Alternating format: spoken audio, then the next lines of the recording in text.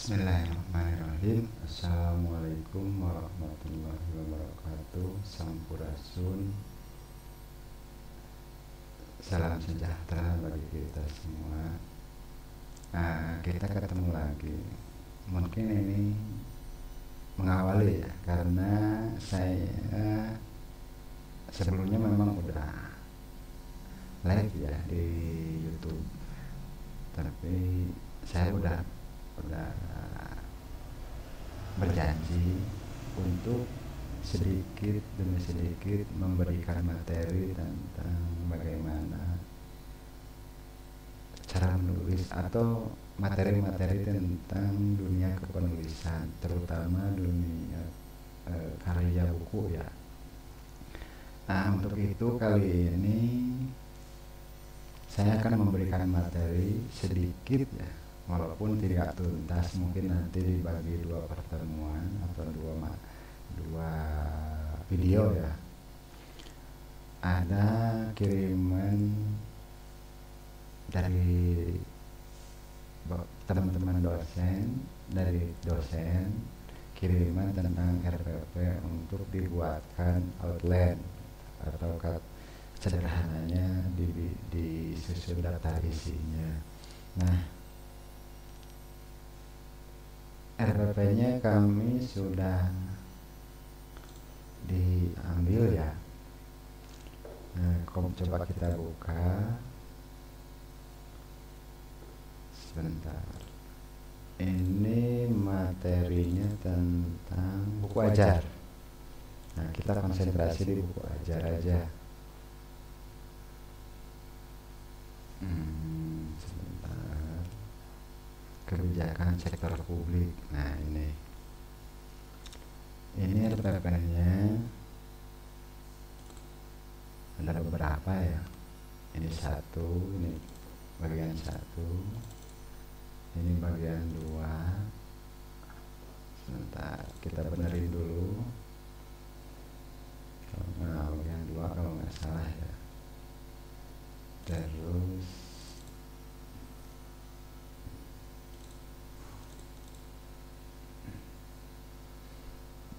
bagian tiga. Oh, sebentar, yang ini satu ya, sebentar, satu. Ini RPP 2,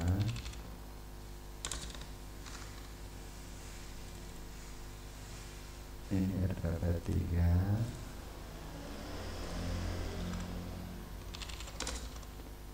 dan ini RPP 4.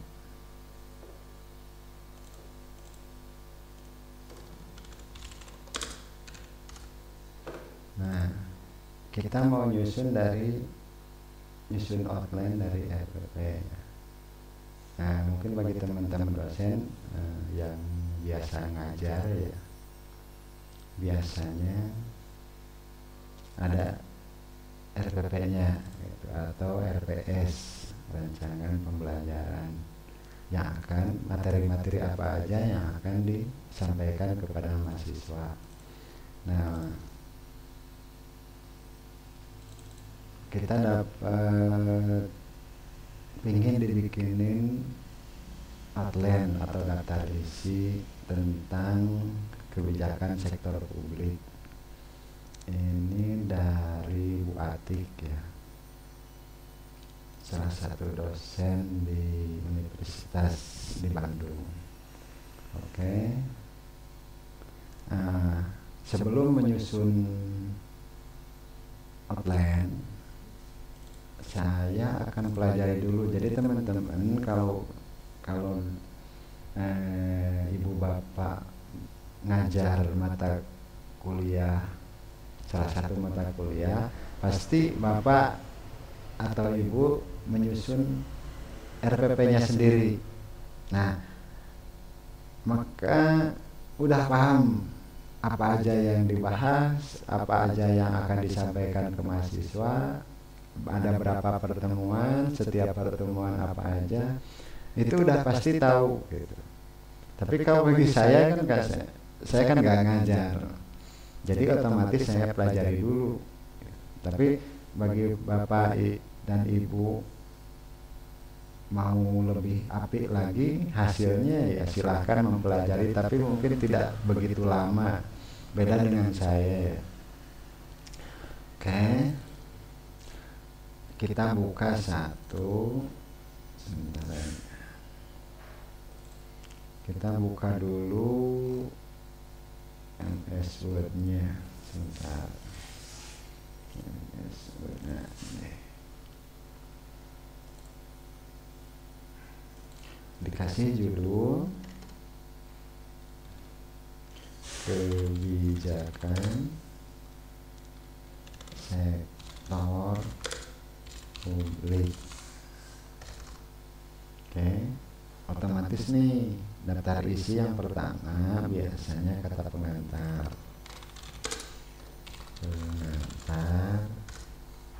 Yang kedua daftar isi. Dua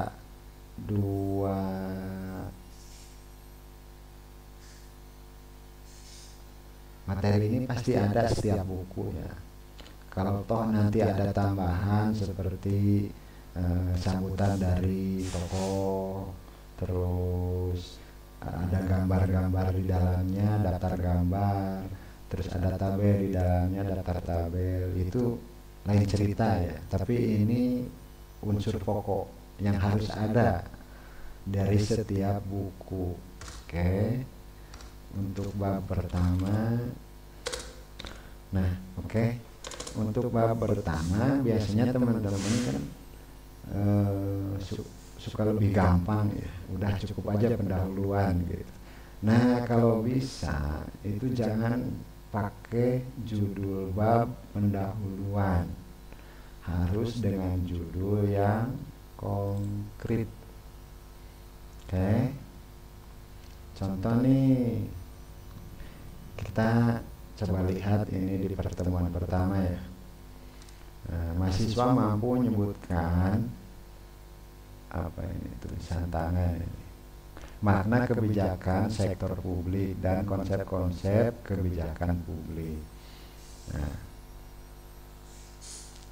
bisa aja kita langsung aja bab satunya, umpamanya kebijakan sektor publik dan konsep kebijakan publik. Oke, kita tulis di sini.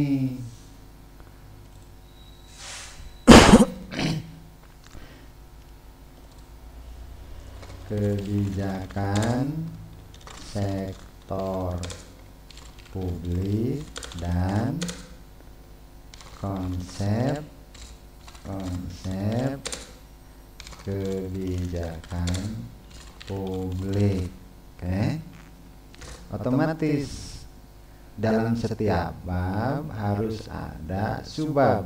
Nah, subbab A kita lihat nih, kita lihat ke RPP-nya, gampang kok bikin outline itu.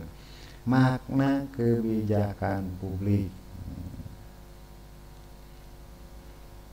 Oke, pertama ini sub pokok bahasan gitu kan. Pertama, makna kebijakan publik. Bisa makna, bisa pengertian, itu tergantung enaknya seperti apa. Kita ngikuti aja RPP-nya. Makna kebijakan publik. B.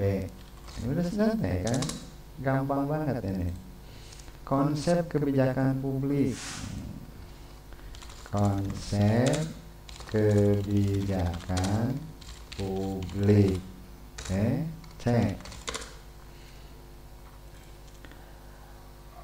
Konsep kebijakan sektor publik. Konsep kebijakan sektor publik. D. Oke. Sebentar. Dimensi kebijakan publik. dimensi kebijakan publik. Gampang. Contoh, ini baru bab 1. Oke. Bab 1. Bab 2. Bab 2 kita lihat untuk pertemuan selanjutnya. Kalau sama, maka kita lewat. Berarti kan cukup yang di atasnya. Nah, oke, ini pokok bahasanya. Mahasiswa dapat menjelaskan unsur-unsur kebijakan sektor publik. Nah, berarti ini kan bisa jadi judul bab. Unsur-unsur kebijakan sektor publik. Unsur kebijakan sektor publik. Oke. Subbab A. Lihat ke sub pokok pembahasan. Keputusan garis miring tindakan. Sebentar. 1, 2, 3, 4, 5, 6, 7. Oke. Keputusan dan tindakan. Berarti sub A, keputusan garis miring tindakan. Oke. Wah, masih bingung nih umpamanya. Karena saya masih bingung, maka saya cari di searching di Google. Oke. Unsur kebijakan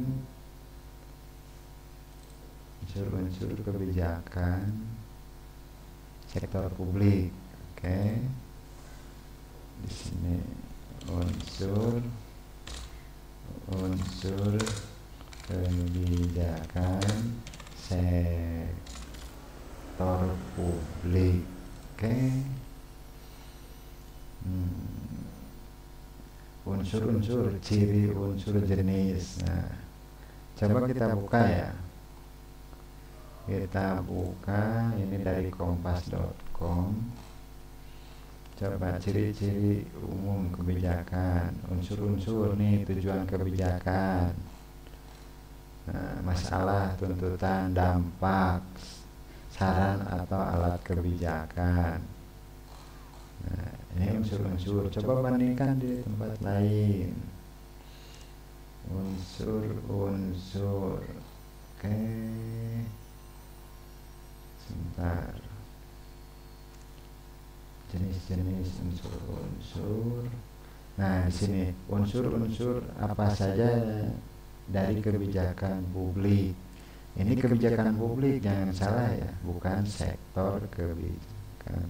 Bukan kebijakan sektor publik, tapi mungkin bisa sama, ini bisa dibandingkan. Tujuan, sasaran dan kehendak. Oke.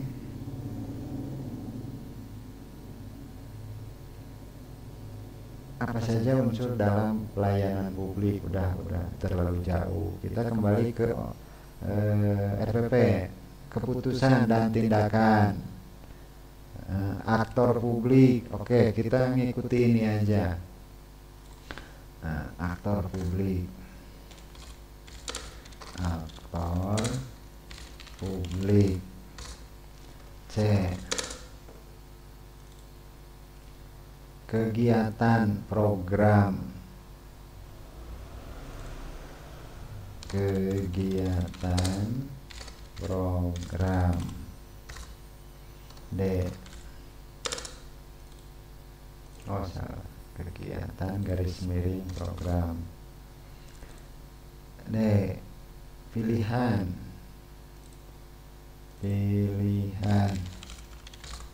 Nanti di apa namanya, setelah ini disusun semua, nanti satu bab satu subbab itu dicari referensinya, dibaca dengan baik gitu. Kalau seandainya, tapi kalau umpamanya ibu bapak teman-teman ngajar bidangnya pasti udah paham. Nah, pasti udah paham. Kalau saya pasti harus mencari dulu referensinya, harus baca-baca dulu gitu kan. Nah, karena keputusan dan tindakan itu bisa dipakai di berbagai hal ya, bukan cuma di sektor publik. Makanya keputusan dan tindakan itu ditujukan untuk kebijakan sektor publik. Makanya ketika ada judul keputusan dan tindakan berarti harus ada lanjutannya. Lanjutannya apa ya? Saya harus nyari baca referensinya gitu. Tapi untuk sementara biar gampang seperti ini aja. Nah, kalau Bapak Ibu silakan tambahin, jangan cuma judul keputusan garis miring tindakan. Ini contoh aja ya. Tapi harus ada lanjutannya biar pembaca paham kebijakan keputusan atau tindakan apa dalam bidang apa, atau apa yang mau dibahas keputusan, mengenai keputusan atau tindakan tersebut gitu. Begitu juga dengan aktor publik. Mungkin aktor publik sedikit nyerempet ya karena ada publiknya ya. Kalau aktor doang kan orang nggak paham. Bisa jadi aktor film, bisa jadi aktor apa ya, bisnis, bisa jadi aktor pendidik. Nah, makanya ini ada sedikit nih aktor publik, udah cukup paham pembaca itu kegiatan dan program. Nah, harus ada lanjutannya, kegiatan apa atau program apa gitu. Oke. Pilihan. Nah, ini pilihan termasuk. Nah, tapi saya mau tulis dulu ya biar paham sedikit ya. Karena memang gampang sebenarnya nyusun outline itu. Materi sektor apa ini tulisannya ya?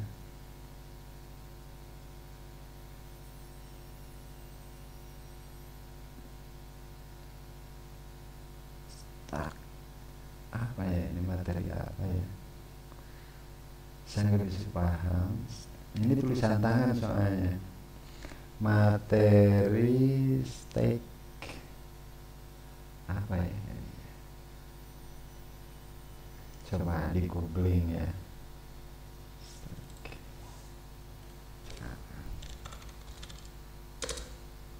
Oh, stakeholder. Oke. Karena tulisan tangan saya, mohon maaf. Oke.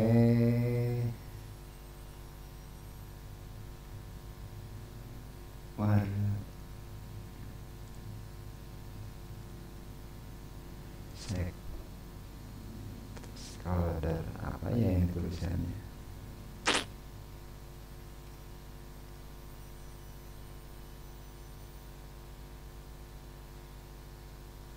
Oke. Untuk sementara kita lewat dulu apa ya itu. C-nya peraturan, D, E, F-nya peraturan, E-nya sebentar ya, siapa tahu saya bisa baca.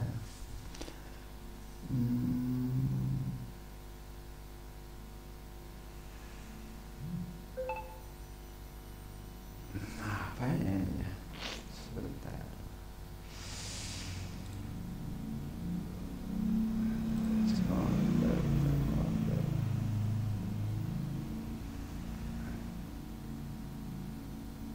Bisa jadi stakeholder sektor publik. Oke. Saya akan pakai ini sementara. Oke. Sementara bisa langsung ya. Oke, bisa langsung. Sementara pakai ini.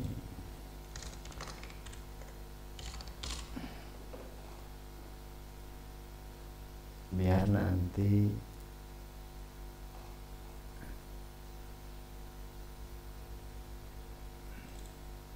Bu Atiknya yang ngoreksi ya, karena ini nggak kebaca sama sekali, nggak tahu apa itu.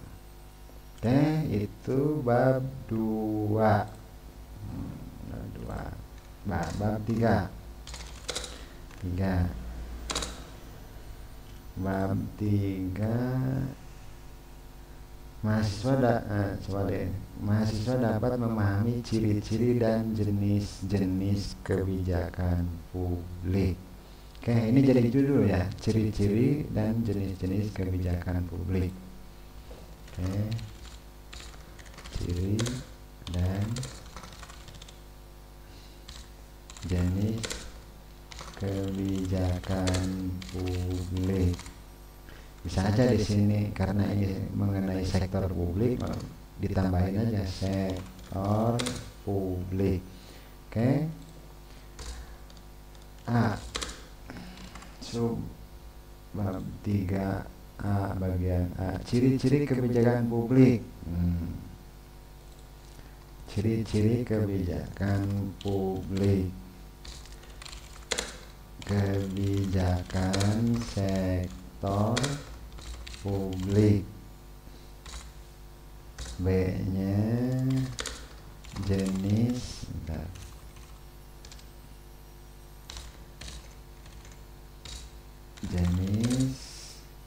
kebijakan sektor publik. Oke, untuk meyakinkan kita, meyakinkan saya nih, tapi meyakinkan Bapak juga. Oke, saya searching dulu nih di Google. Oke. Nah, kebijakan publik beberapa ciri. Nah, ciri kebijakan publik, ciri dan jenis. Nah, ciri apakah sama dengan unsur atau dengan karakter atau dengan apa ya? Coba ini dibuka satu ya. Oh, ini udah selesai. Oke, ciri-ciri setiap kebijakan harus memiliki tujuan, tidak berdiri sendiri. Orientasi kebijakan adalah informasi. Nah, orientasi kebijakan dapat membentuk negatif atau larangan dan dapat juga menggunakan untuk melaksanakan anjuran. Oke, unsur-unsur. Oke, ciri-ciri umum kebijakan publik, memiliki tujuan. Nah, itu nantilah ya. Oke, berarti nggak harus ada sub lagi. Oke, coba yang tujuan. Bukan tujuan, jenis ya. Jenis kebijakan publik, kebijakan substantif. Oh, udah nggak usah. Oke, berarti cukup ini cukup untuk bab 3. Selanjutnya bab 4. Oke, untuk bab 4 coba lihat ini pokok bahasannya. Mahasiswa dapat memahami dan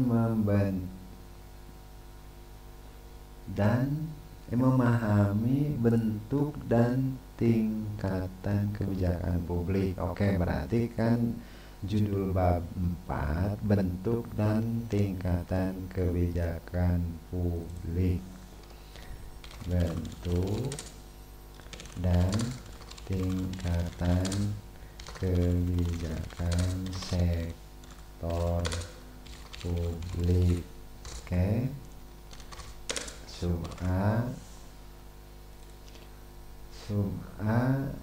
coba lihat di sub pokok bahasan bentuk kebijakan publik. Kedua, tingkat kebijakan publik. Oke, bentuk kebijakan sektor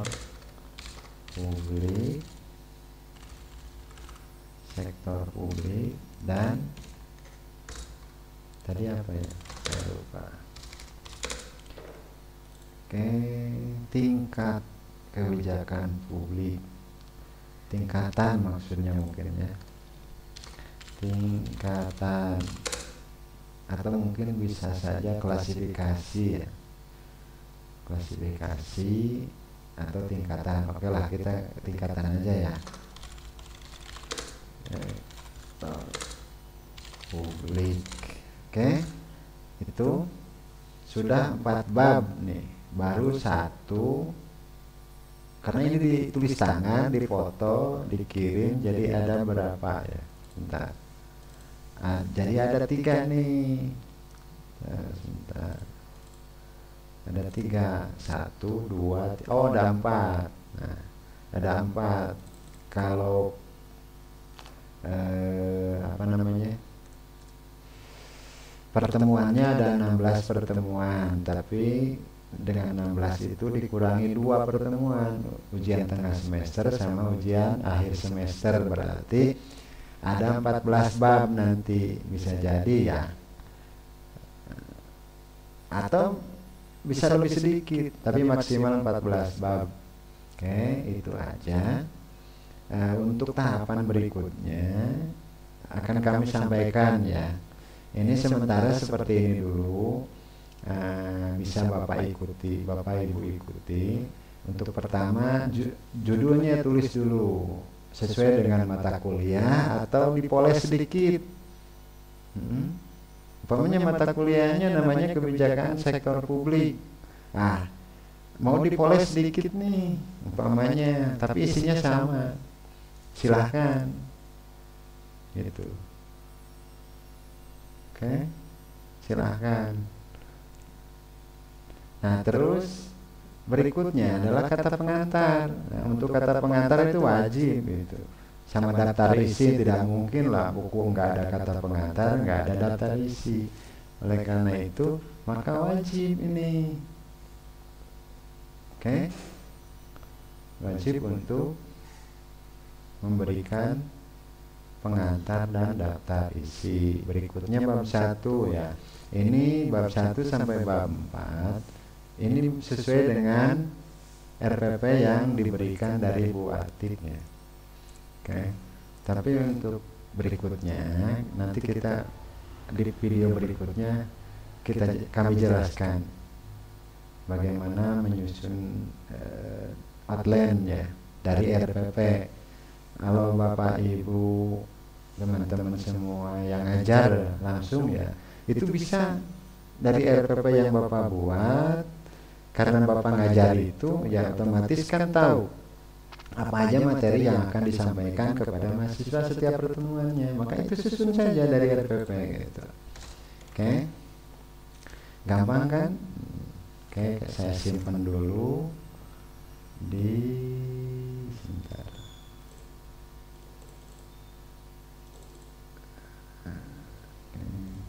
Saya simpan dulu biar nanti untuk melanjutkan ya di video berikutnya lebih gampang, karena kita udah ngebahas nih yang oke. Itu aja mungkin, ini udah azan zuhur. Terima kasih, tunggu video berikutnya. Assalamualaikum warahmatullahi wabarakatuh.